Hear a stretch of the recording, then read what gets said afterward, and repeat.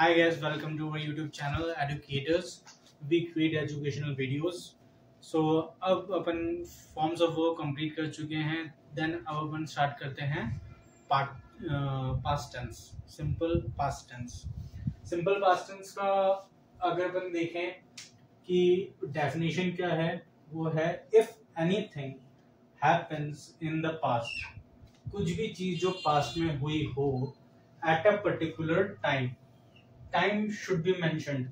मतलब किसी भी कोई भी चीज किसी पास्ट टेंस में या फिर पहले हुई हो किसी निश्चित समय पर, तो and we have to want to express it in the present tense.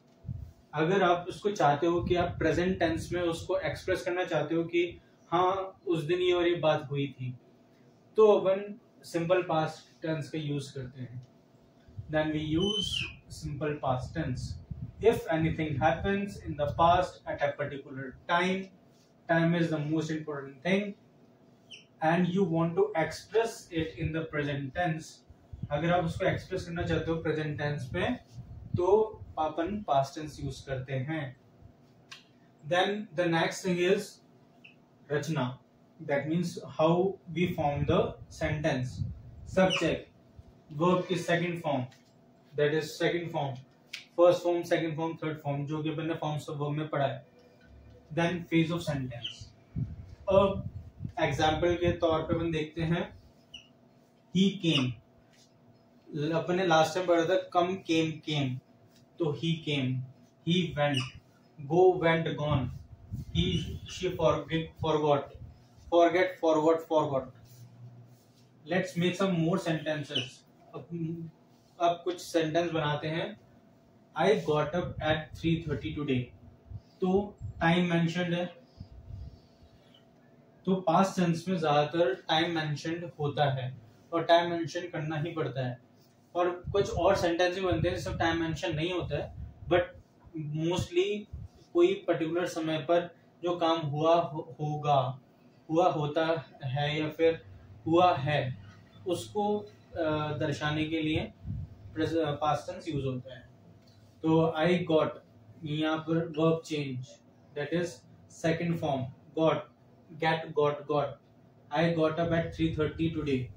They get married is second form of the verb. Married. Last week, time is mentioned here. I bought, buy, bought the book in the Mumbai. Destination भी हो सकता है. He left Nagpur. Left, leave, left. इसका form होता है leave, leave. First form left.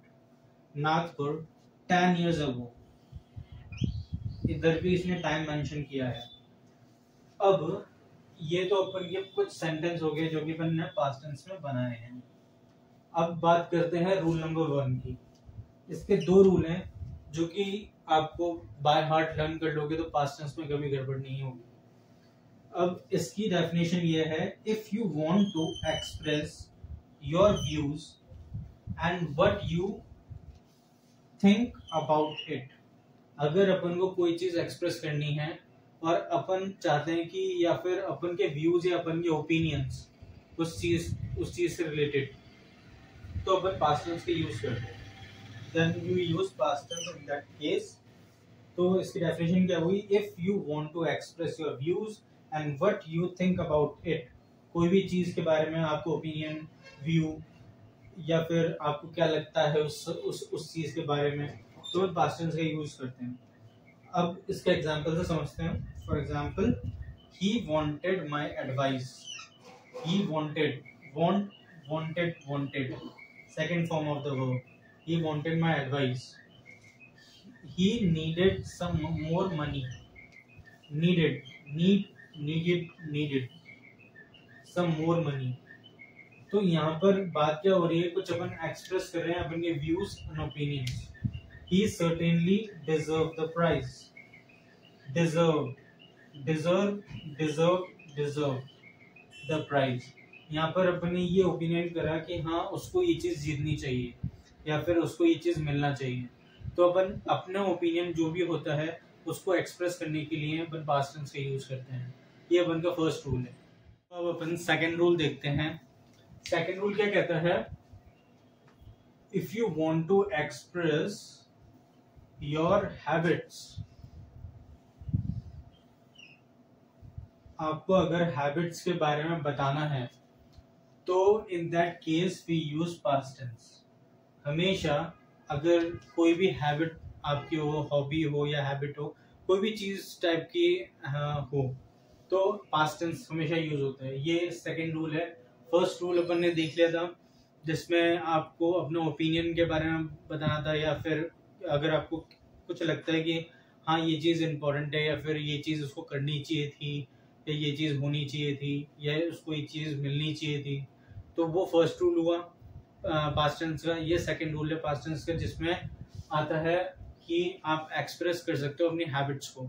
अगर आपको habits को एक्सप्रेस करना है तो हमेशा पास्ट टेंस यूज करोगे। तो इसके एग्जांपल्स हैं, इसके साथ साथ में अपन वर्ब के फॉर्म्स भी देखेंगे जैसे पास्ट टेंस में वर्ब्स चेंज हुए हैं। सो ही ऑलवेज, ऑलवेज इज अ कोई चीज जो कि अपन बार बार करते हैं या फिर हमेशा रखते हैं। हमें carried a diary and a pen with him, तो जो कैरेट है ये बना है कैरी से। कैरी, कैरेट, कैरेट, ये इसकी वर्ब की सेकंड फॉर्म है।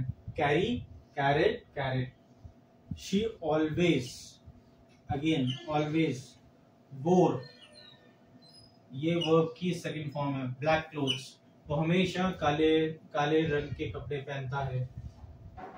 He always carried a diary and pen with him, वो हमेशा अपने साथ में डायरी और पेन रखता है। तो अपन सेकंड देखेंगे जिसमें है शी ऑलवेज। ऑलवेज जो होता है जो हमेशा अपन बार बार करते हैं। वोर, वोर किसका है, वेयर का, वेयर, वेयर का wore. Black clothes, she sang, sang किसका है, सिंग का, सिंग, सैंग, संग।